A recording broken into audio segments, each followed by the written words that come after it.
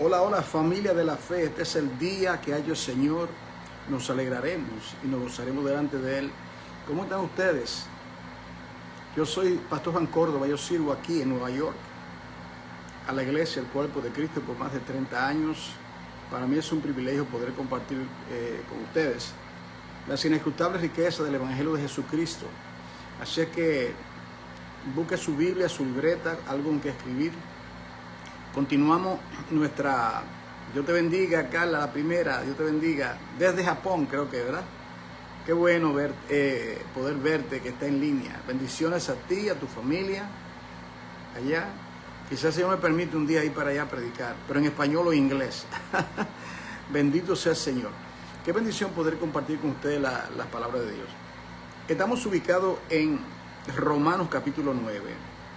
Estos son cursos de capacitación ministerial que estamos teniendo unas cuantas veces a la semana, porque a veces por asuntos de salud y otros compromisos no puedo estar constantemente. Pero por lo menos 4, el mínimo 3 veces, hoy 2 veces. Nos encontramos en el capítulo 9 de la carta a los romanos, ya que iniciamos hace 3 semanas esta gran expedición de estudiar todas las cartas del apóstol Pablo. Y vamos a comenzar con la carta a los romanos, que es una carta llena de, es una carta teológica, es una carta devocional, es una carta de gran exposición, es una carta que te explica el plan redentivo como nada, como nunca. Y yo les recomiendo a ustedes que estudien constantemente, tenga la familiaridad de la carta a los romanos, porque eso le va a ayudar a usted a contestar muchas preguntas.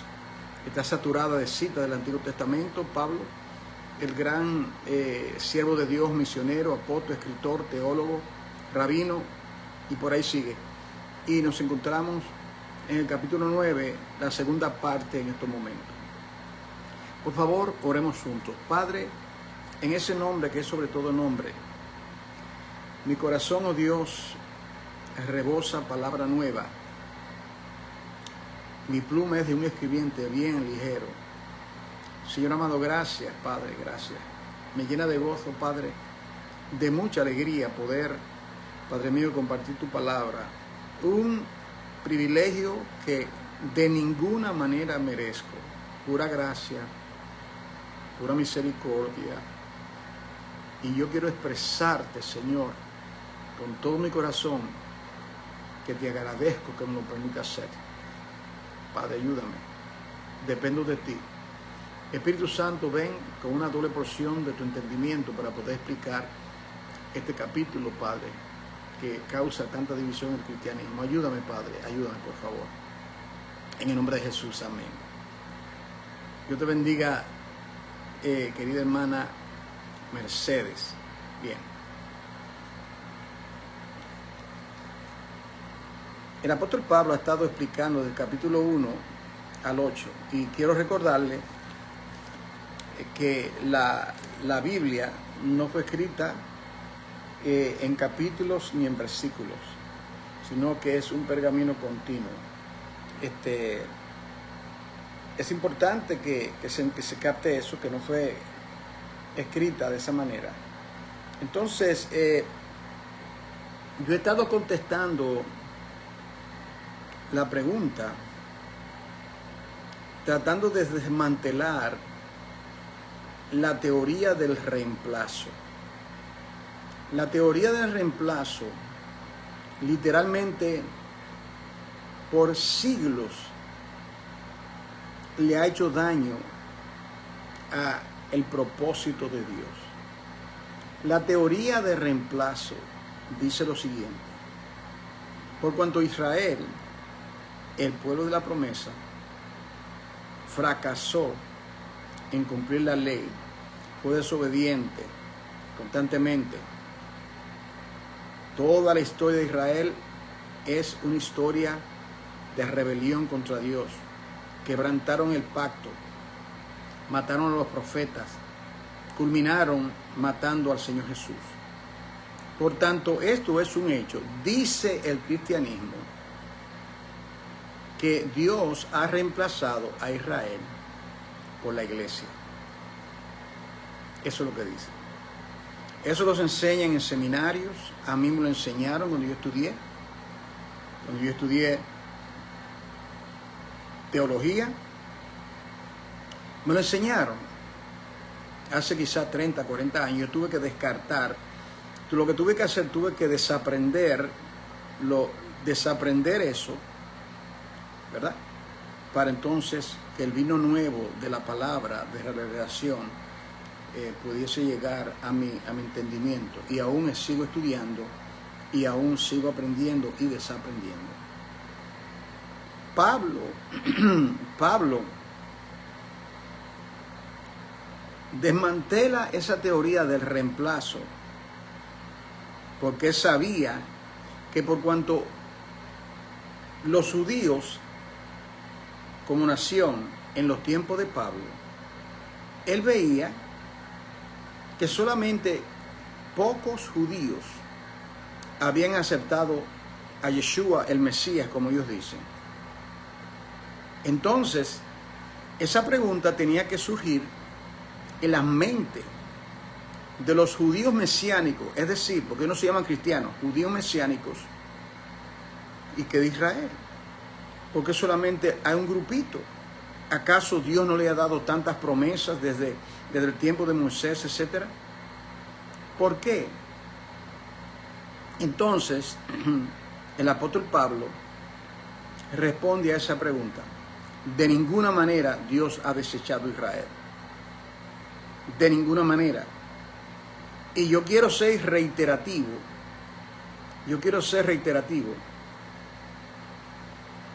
Repetir que cuando Pablo usa el término Israel, no se está refiriendo al grupo étnico, es decir, la nación completa, sino aquellos que verdaderamente habían abrazado por la fe los pactos y la promesa que Dios le dio a Abraham, a Isaac y a Jacob, los patriarcas. Muchos de ellos, aún en los tiempos de Jesucristo, dice que aún los sacerdotes, usted lee, muchos sacerdotes obedecían a la fe, dice la Biblia. En el día de Pentecostés ustedes saben que 3,000 se convirtieron, ¿recuerdan? 3,000. Y luego 5,000 más.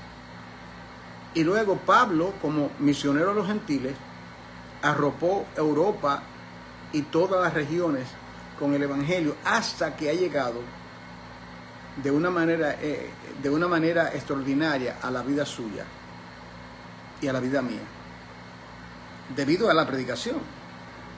Porque el Señor le dijo, ir por todo el mundo y predicar el evangelio. ¿Dónde? Número 1, en Samaria, Judea.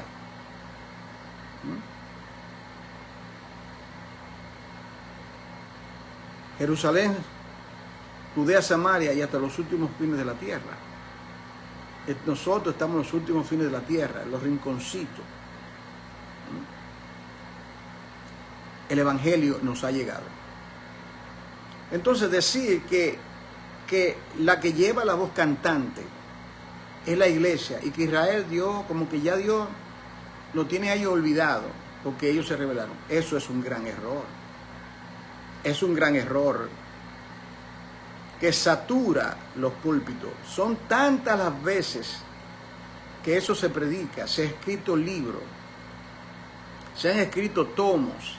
En los libros de teología que yo estudié, teología sistemática que estudié en una iglesia, en un instituto llamado Juan 3:16, me enseñaron eso. Las 7 dispensaciones me enseñaron eso.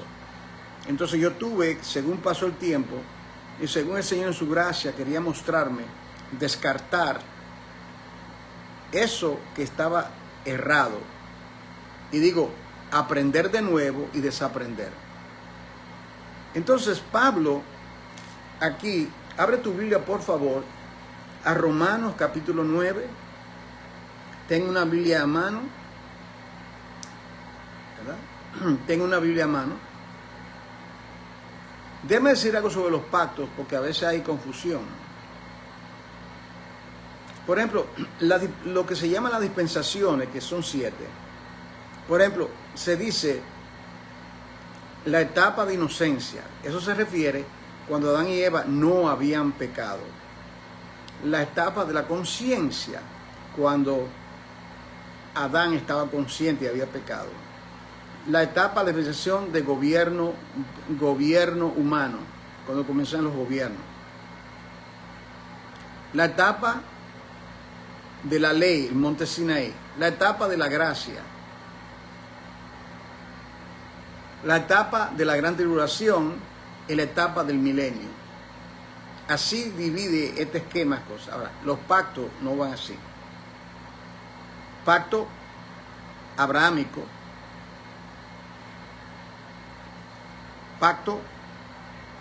El pacto sinaítico de Moisés. Y esos pactos, uno complementa el otro, no son reemplazados. En las dispensaciones, un pacto sobrepasa al otro. Un pacto sobrepasa a otro pacto. En los pactos, que yo me tiendo a verlo desde ese punto de vista, se complementa, se amplía algo más. Dios dice algo más. Pero en realidad es un solo propósito. Bien, yo voy a predicar a la iglesia, no sé cuándo, sobre los pactos para edificación nuestra, y de alguna manera quizá poder grabarlo. Quizá alguien en el cuerpo de Cristo toma la iniciativa, se pone al frente de la iglesia y comienza a grabar los mensajes. Que la gente me pregunte y ya eso no se ha hecho. Pero bien, aquí en el capítulo 9 del libro de Romanos, dice lo siguiente. Romanos capítulo 9. Biblia a mano, con una libreta. Dice, verdad digo, en Cristo no miento. Y mi conciencia me da testimonio en el Espíritu que tengo gran tristeza y continuo dolor en mi corazón. Continuo dolor en mi corazón. ¿Por quién? Por su pueblo. Si por ejemplo pasa una tragedia en su tierra natal, un terremoto, algo, usted siente gran dolor. Usted siente dolor por los demás, pero cuando usted dice, oh, hubo un terremoto en su país, murieron miles, digamos en Puerto Rico, República Dominicana, Argentina, algo que le afecta a usted. Bueno, Pablo en este sentido sentía un gran dolor, un dolor espiritual.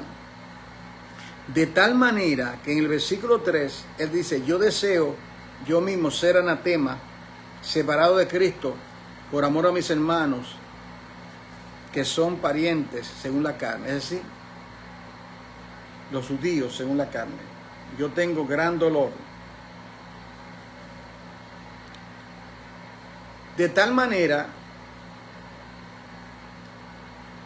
que en un momento dado, Pablo estaba dispuesto, como Moisés en el capítulo 32 del libro de Éxodo, cuando el pueblo estuvo en idolatría, tanto Pablo, escuche bien, Pablo y Moisés, ellos dieron su redención. Dieron su redención a beneficio del pueblo de Israel que estaba perdido. ¿A qué se refiere? En Éxodo 32, 31 y 33 dice, quita tu nombre de mi libro.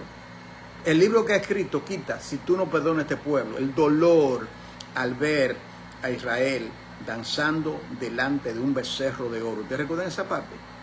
Gran dolor sentía Moisés. El apóstol Pablo hizo lo mismo. Ahora, en el versículo 4 y 5, el apóstol Pablo va a entrar a cuáles son los beneficios.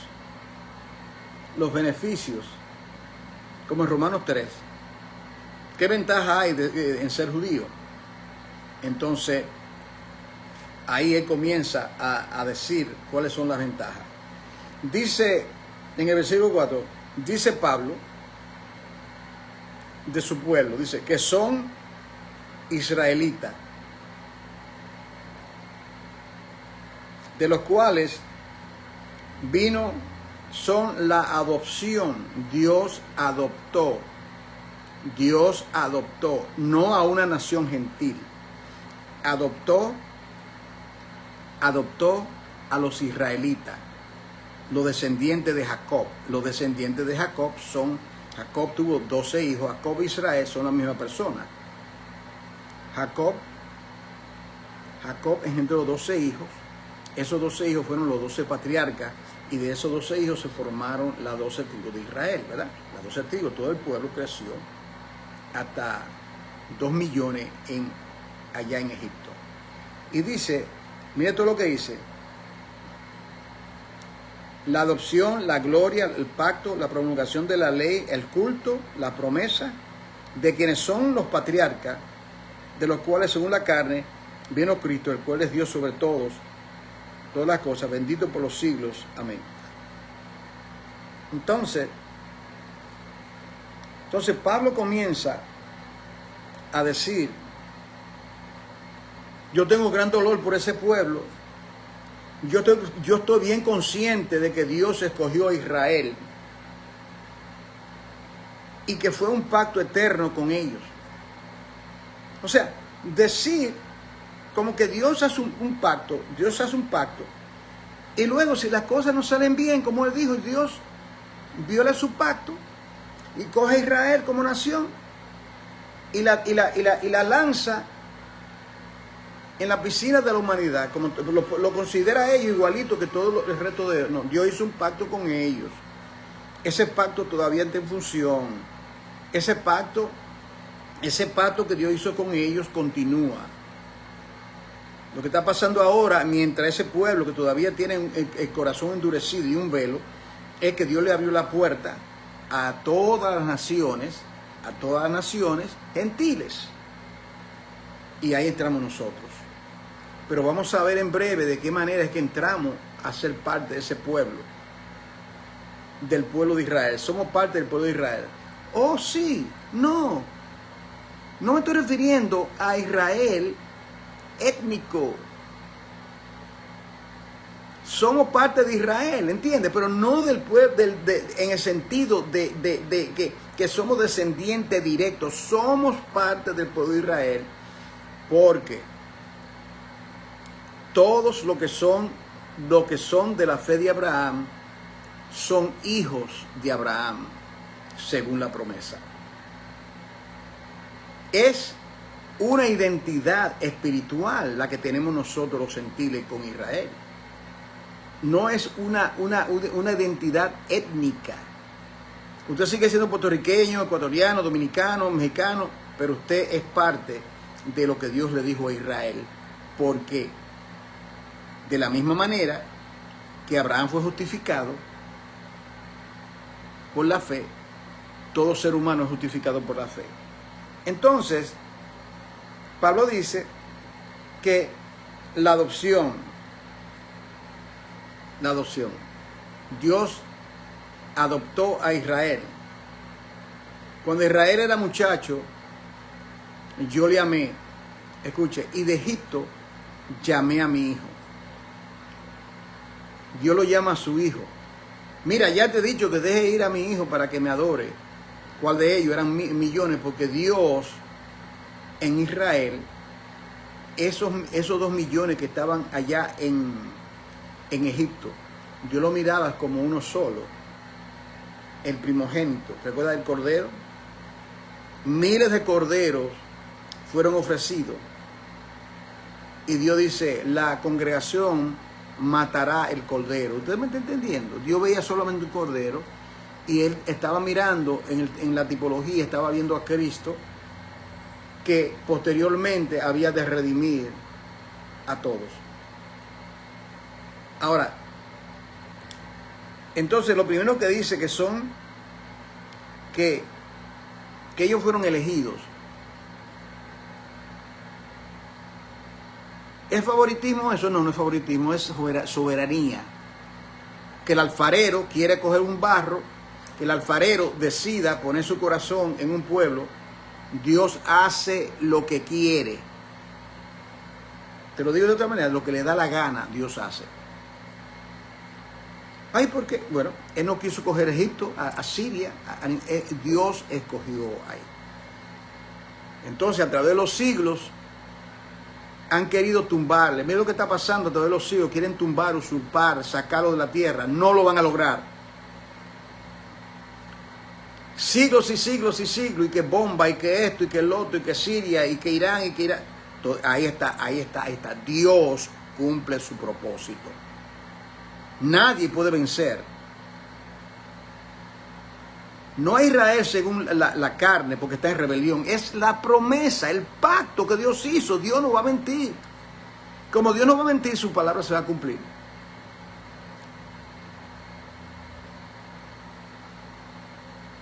Los hijos de Dios se refiere a la adopción. Dice primeramente la adopción. Segundo, la gloria. La gloria, esa palabra la gloria, Shekinah. La Shekinah es parte de la sustancia de Dios. La Shekinah lleva la autoridad y el poder de Dios, así como el ángel de Jehová en el Antiguo Testamento. La Shekinah, la gloria, llenó el tabernáculo cuando fue terminado 6 meses después el tabernáculo. La Shekinah llenó también el templo de Salomón. Dice aquí Pablo que a Israel se le dio la adopción, la gloria. Era un pueblo que era guiado. Cuando estudiamos el tabernáculo, ustedes recuerdan, la columna de nube durante el día para mantenerlo fresco en el calor del desierto, y la columna de fuego para mantenerlo caliente en el frío del desierto. Dios lo pensó todo.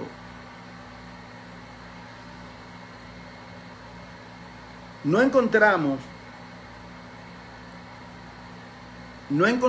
ningún récord en la Biblia donde la Shekinah se manifestó a los gentiles.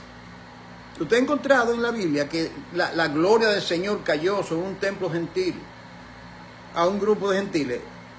Esto es exclusivo. La adopción, exclusivo, la adopción.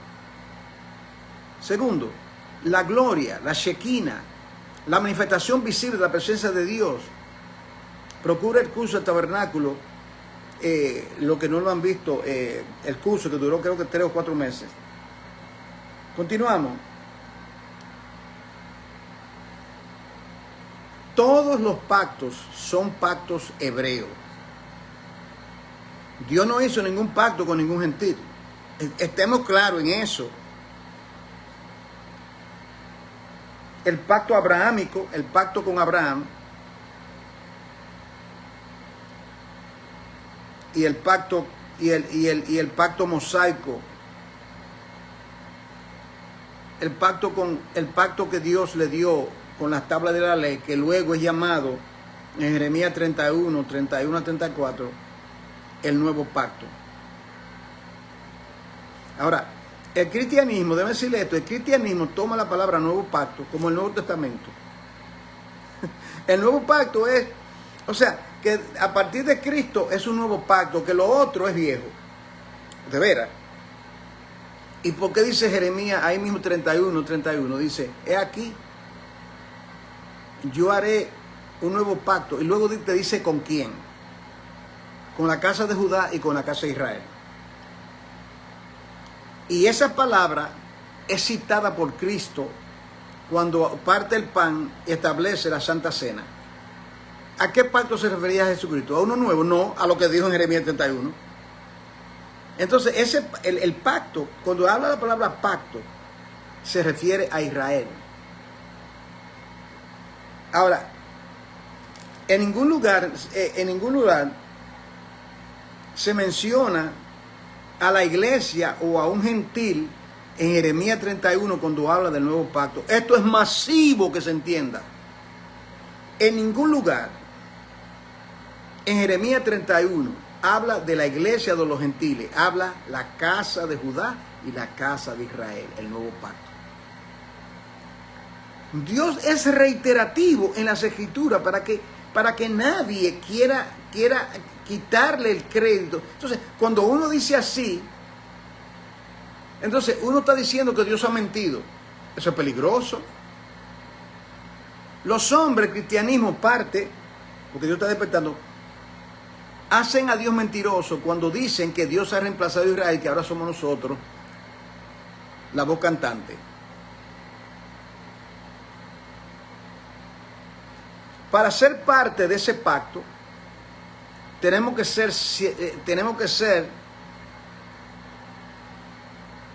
de la semilla de Abraham para heredar el reino, simiente de Abraham. Reitero, no biológicamente. Es obvio que nosotros no somos descendientes de Abraham. Es una identidad espiritual, porque Abraham fue el primer creyente que se dice en Génesis 15:5 que él fue justificado por la fe.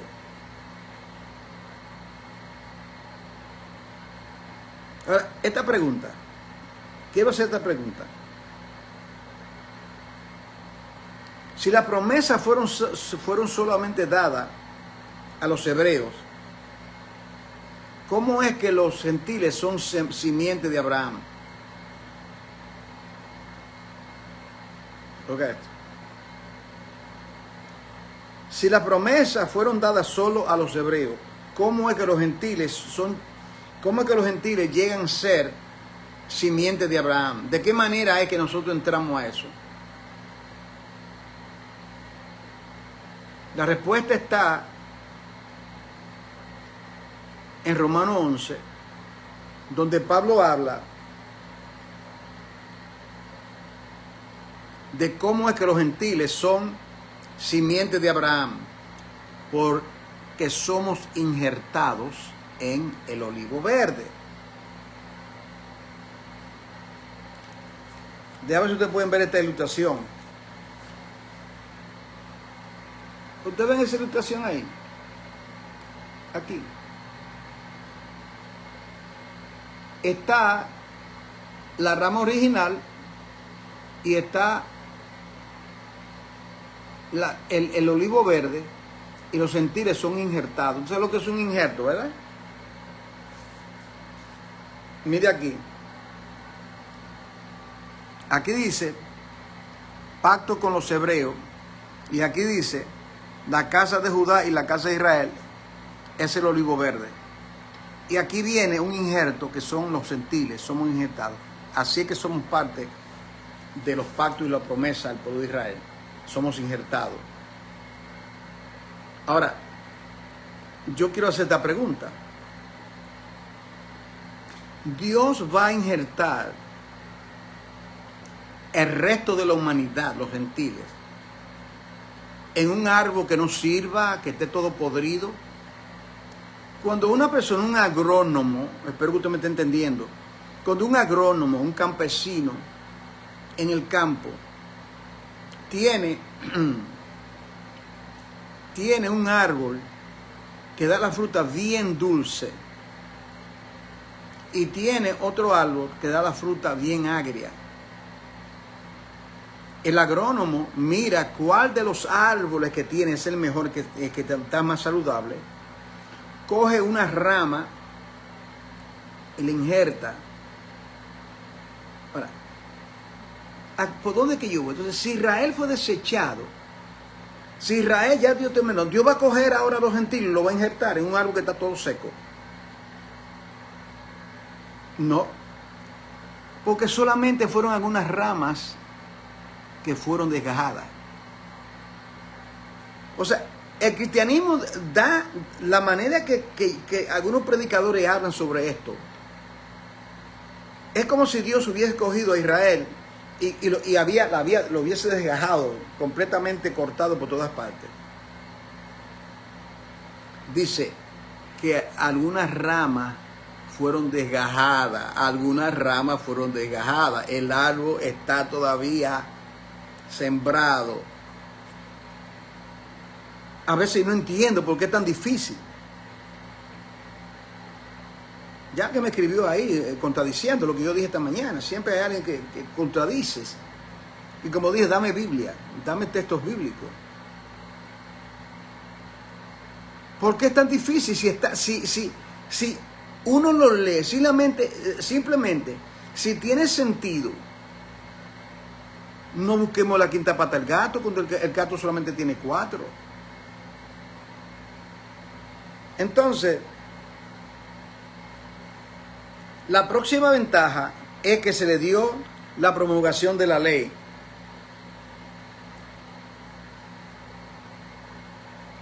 Para ser parte del pueblo de Dios, escuche, todo gentil, cristiano. Para usted ser parte del pueblo de Dios, usted tiene que ser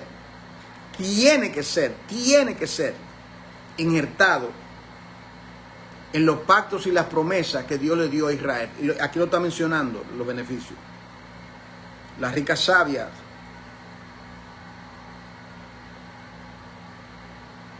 Entonces, algunos creen, te hablan de la gracia, estamos en la gracia. Y yo le pregunto, primeramente, dígame lo que es gracia. Y luego, entonces uno le pregunta, entonces, ¿no había gracia en el Antiguo Testamento?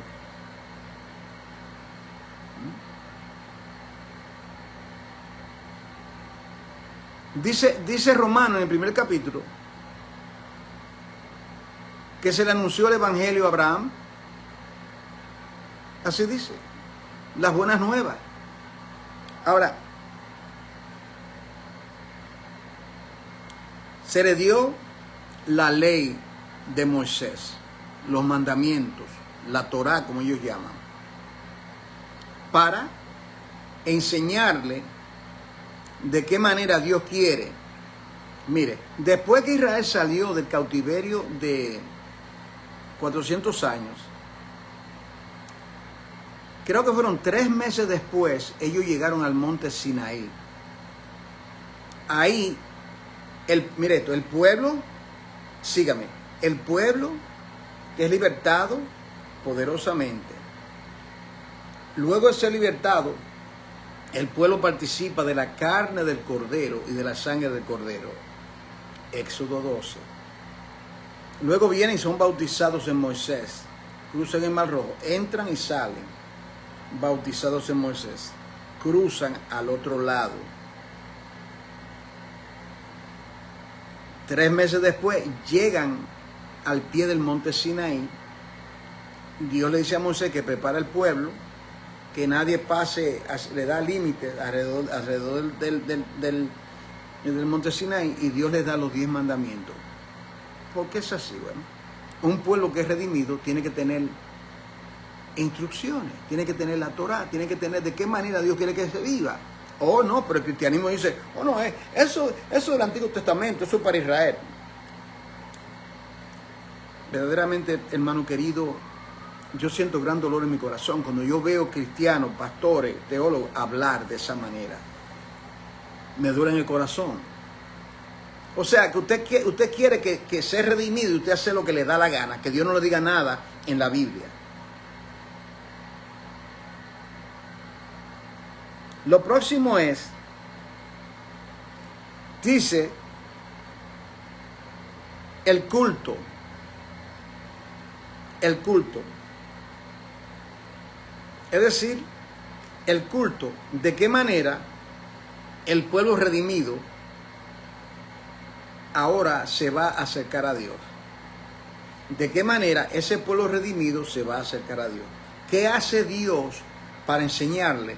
Le dice, harán, estoy citando Éxodo 25, harán un santuario para mí y yo moraré en medio de vosotros. Hablaré a vosotros.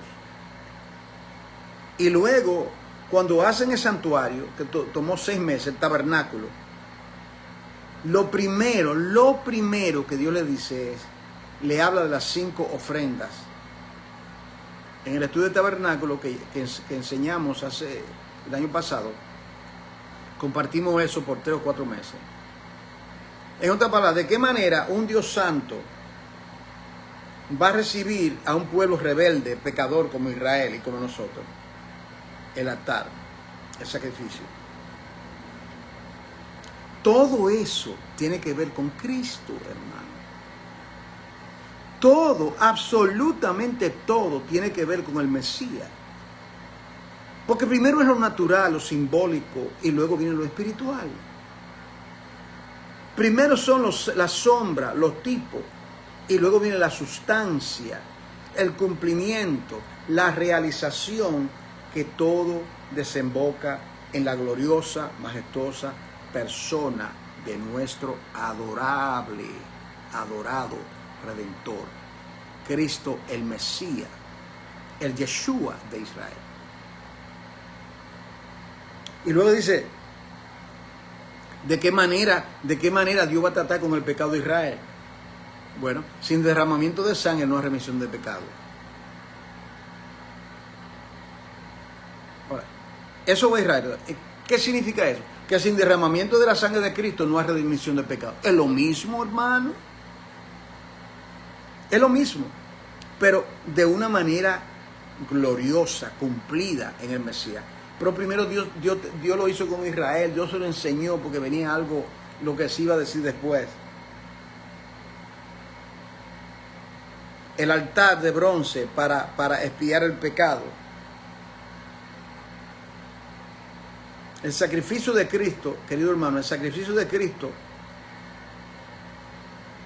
es un tipo perfecto. Los sacrificios del templo es un tipo perfecto del sacrificio de Jesucristo. Dice, el otro beneficio es que dice, de quienes son las promesas. ¿De quién son las promesas? ¿A quién fue que dio promesas? A Israel. Y luego dice, de quienes son los patriarcas. ¿Quiénes son? Dios de Abraham, Dios de Isaac, Dios de Jacob. Los patriarcas. Los patriarcas le pertenecen a Israel, no a los gentiles. Jesucristo vino de los patriarcas. Jesucristo es descendiente de los patriarcas. Jesucristo es descendiente de Siria. La gente parece que se olvida que Jesucristo era un judío. Se le ha olvidado a la iglesia, el cristianismo, que Cristo que es un judío según la carne. Dios de Abraham, Abraham tiene Isaac. Isaac tiene Jacob. Jacob tiene 12 hijos. Entre ellos está uno llamado Judá, cachorro de león, el león de la tribu de Judá. Cristo vino de los patriarcas. Quien desvincula a Israel, como lo han hecho, la falsa y horrenda teoría de reemplazo, que Dios ha reemplazado a Israel, tiene mucho que explicarnos, pero mucho que explicarnos. Pablo insiste y persiste en todo su argumento aquí en Romanos para decir que Israel continúa siendo el pueblo elegido de Dios. Repito, no toda la nación completa, sino lo que son de la fe de Abraham. Porque está claro que no todos ellos van a ser salvos. En el versículo 6 dice, el 5, de quienes son los patriarcas, de los cuales según la carne, de la tribu de Judá, vino Cristo. Cristo vino de la tribu de Judá. Ahí está la genealogía. La genealogía en Mateo y en Lucas. Para eso es, para decir que Cristo viene por la línea por la línea de los de los patriarcas. Escuchen lo que escribió ahí el pastor Cándido. Israel sigue vigente y sus promesas y sus pactos serán cumplidas y sus profecías. Eso es lo que estamos hablando. Estamos dando una exposición y estamos diciendo que la iglesia no reemplaza a Israel. Oh, la iglesia reemplaza a Israel. O sea, ¿dónde dice eso? Pablo dice, Dios no ha desechado a su pueblo. Entonces reitera, es reiterativo. Y dice todo. De ellos vino, de Israel vino la adopción, la gloria, la promulgación de la ley, los patriarcas, y según la carne vino Cristo. Todo, absolutamente todo está conectado a Israel. El que quiera seguir argumentando tiene mucho que explicar, tiene mucho que explicar.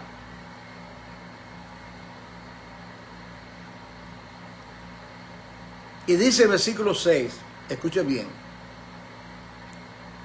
no que la palabra de Dios ha fallado. Lo de la teoría de reemplazo dicen eso, que escuche bien, si usted le dice, por ejemplo, a los de la teoría de reemplazo,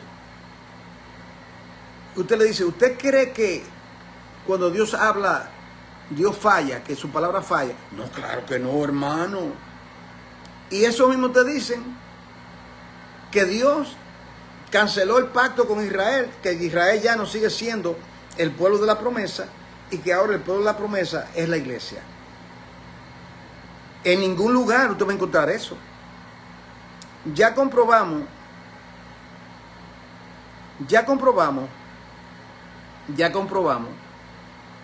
que cuando la Biblia dice en Jeremías 31, 39, es aquí yo hago un nuevo pacto.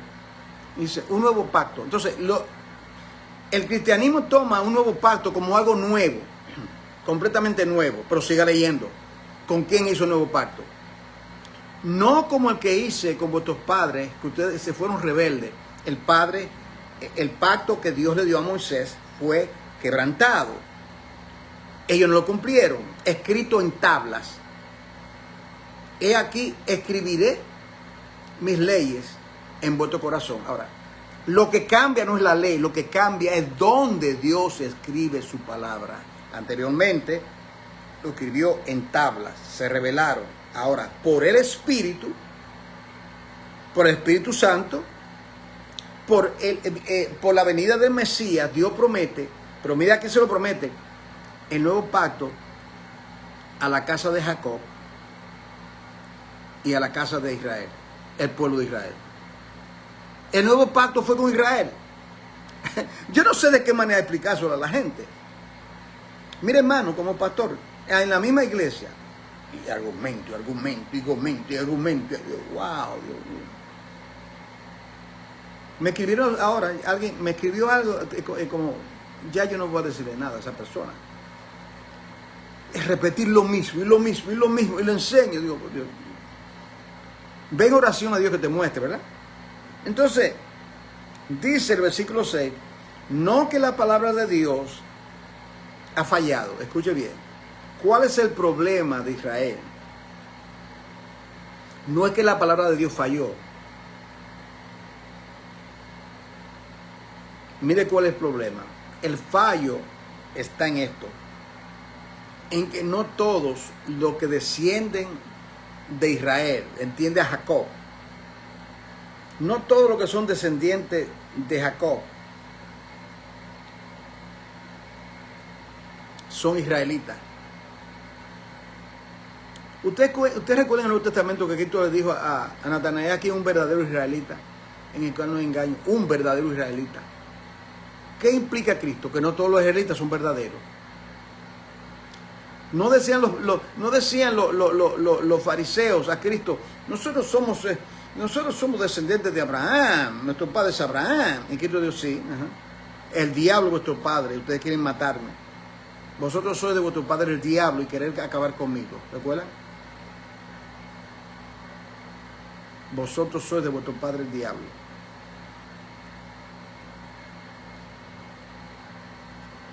¿A qué se refiere Pablo cuando dice no todos los que descienden de Israel son israelitas? Mire a qué se refiere. Romanos 3, en la misma carta, Romanos 3, 3 y 4, dice, ¿qué pues si algunos de ellos han sido incrédulos? Su incredulidad habrá hecho nula la fidelidad de Dios. En ninguna manera.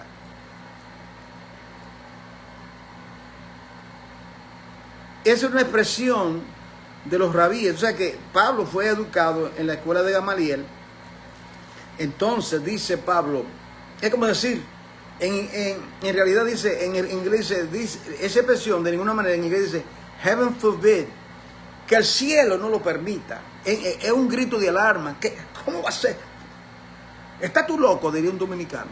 ¿Estás tú loco? Pensé una cosa así. De ninguna manera. Entonces, dice,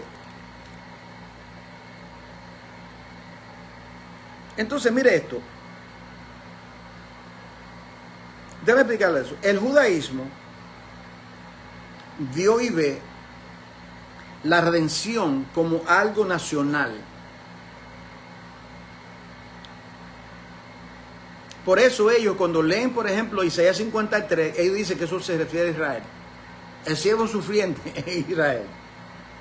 Déjame repetirlo. Israel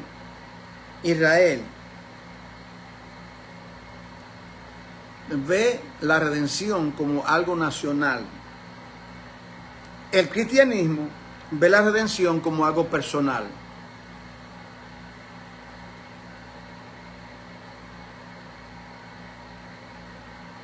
Ambos están errados en ese sentido. Somos redimidos individualmente, pero Dios nos ve a nosotros colectivamente. Porque vosotros sois real sacerdocio, pueblo adquirido. Algo está mal en el cristianismo, es el individualismo, verse como uno. Aún en los cánticos. Cuando yo veo en la iglesia que van a cantar un canto que dice, que habla de mí, o sea, que el cántico habla de su persona, no cante eso. Porque la alabanza es para exaltar al Señor.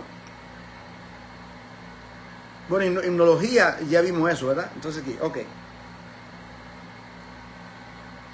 Cuando aquí en estos versículos, la primera vez que Pablo menciona a Israel, se refiere a Jacob como persona. Y la segunda vez se refiere a Israel como nación. ¿Usted está entendiendo la importancia de ver las cosas? En un momento dado usa la palabra Israel y se refiere a una persona, a Jacob. En otro momento usa la palabra Israel, pero se refiere a la nación completa. Es importante eso.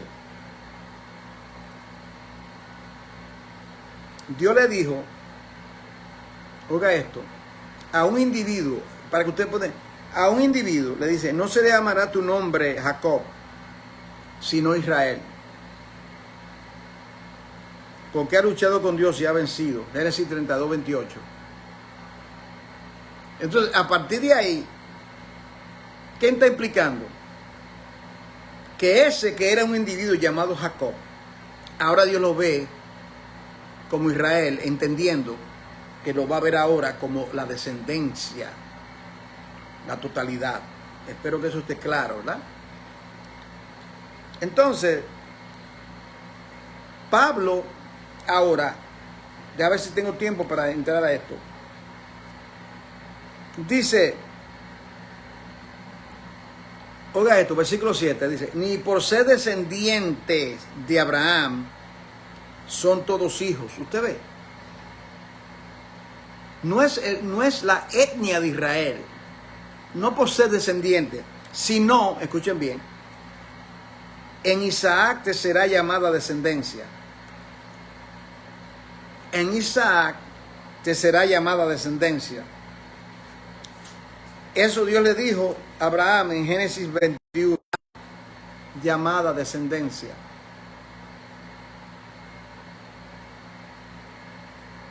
Esto es, versículo 8, Pablo continúa. No lo que son hijos según la carne. No lo que son hijos según la carne. Y recuerde que Jacob tuvo 12 hijos. Recuerde eso. No lo que son hijos según la carne, según la descendencia, según algo genético, son hijos de Dios. No. Sino lo que son hijos según la promesa. Son contados como descendientes. La promesa, ¿a quién Dios le dio la promesa? A la iglesia, a Abraham, porque se la dio, bendito sea Dios. Y el que quiera ser parte del pueblo de Dios tiene que adherir y entender esto. Según ¿a quién le dio la promesa? ¿Con qué hizo pacto?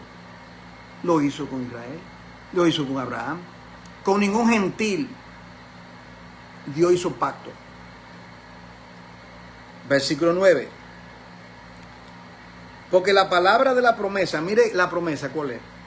La palabra de la promesa es esta: por este tiempo vendré y Sara tendrá un hijo. Sara, ahí está. Sara tendrá un hijo. ¿Y qué pasa? Sara tiene un hijo. ¿Cómo se llama el hijo de Sara? Yo no estoy hablando de Ismael. Isaac. ¿Y qué pasó con Isaac? Que tuvo a Jacob. Porque Esaú no cuenta en este asunto. Esaú no cuenta. Jacob. Y no solo esto, sino también cuando Rebeca concibió de uno. Rebeca concibió de uno de Isaac nuestro padre.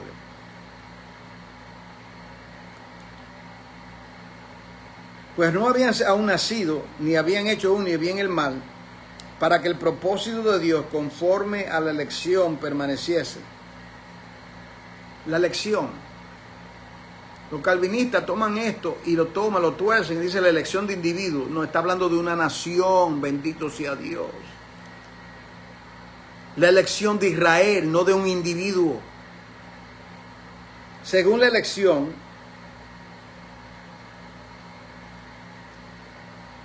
no le dijo Dios que habían dos naciones en su vientre. Dos pueblos. No dice así la Biblia. Y dice, pues no habían aún nacido, ni habían hecho ni bien el mal, para que el propósito de Dios conforme a la elección permaneciese, no por las obras, sino por el que llama. Es decir, no habían obrado, no habían hecho absolutamente nada. Dios es soberano y determina hacer eso. Y él dijo, el mayor, Esaú, servirá al menor, a Jacob. Y así fue. Como está escrito, a Jacob amé, mas a Esaú aborrecí. La palabra aborrecer no es odiarlo. Prefirió a uno y al otro no. Para que su propósito se cumpla. Entonces alguien puede pensar que hay injusticia en eso. El apóstol Pablo se anticipa y dice, ¿qué pues diremos? Que hay injusticia en Dios. ¿Hay injusticia en Dios? Y dice, en ninguna manera. O sea, nosotros somos personas pensantes. Usted se levantó esta mañana y aunque usted no se recuerde, usted hizo hasta esta hora del día cientos decisiones y todo el mundo tiene que respetar. Usted decidió a qué hora levantarse, decidió lavarse la cara, decidió preparar desayuno, ir al trabajo. O sea, usted decide. Ahí le puede usted decir, ¿y por qué tú te vas tan temprano? Entonces, pero cuando es Dios que decide algo, se ponen los guantes a pelear, ¿verdad? Si a Dios verá si todo hombre es mentiroso. Vamos a terminar. Pues a Moisés dije, tendré misericordia de que tendré misericordia. Dios tuvo misericordia de Israel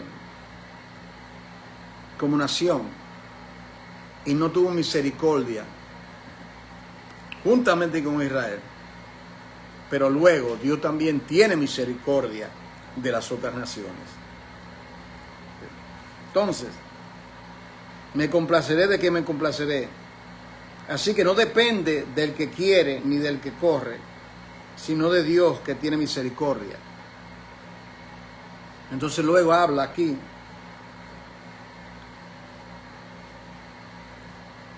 Pablo usa la ilustración de Isaac y de Rebeca, que produjeron un par de gemelos, Esaú y Jacob.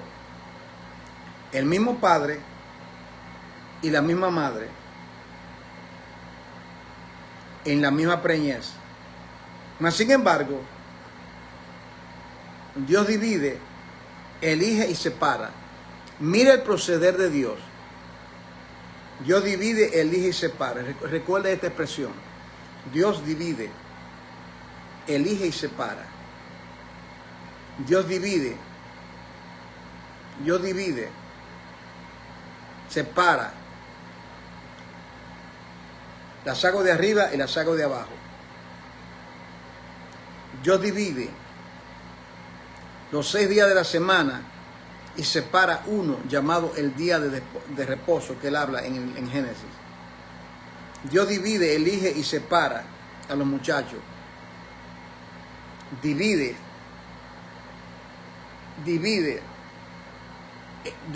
a Jacob de Isaac, elige a Jacob y lo separa.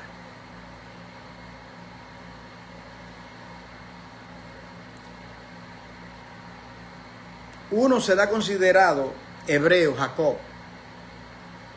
El otro fue considerado un extraño. No fue considerado un hebreo. Esaú no era hebreo.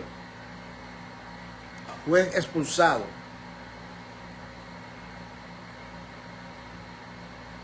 ¿Cuál es el punto de Pablo? Que Dios es soberano. Que Dios es soberano y a él no le preocupa ni le importa las costumbres humanas, las tradiciones y las leyes humanas. Dios es soberano. Sea su nombre glorificado. Padre, en el nombre de Jesús, gracias que eres soberano. Gracias que no eres como nosotros, Señor. Padre, hay mucho aquí. Te pido que nos ayude y nos dé entendimiento. En el nombre de Jesús. Amén. Bien, querida familia. Mañana, si me hace posible, tengo mucho compromiso, pero si se me hace posible, en un momento dado, voy a continuar en el versículo 17. Será la tercera parte del libro la tercera parte de la exposición que tengo. Hermano, comparte el contenido para que otros puedan beneficiarse de este estudio. Que la paz del Señor, un abrazo de todo corazón a todos ustedes. Compartan el contenido, vuelvan a estudiarlo. Y estoy siempre a sus órdenes. Un abrazo a todos. Que Dios los bendiga grandemente. Amén.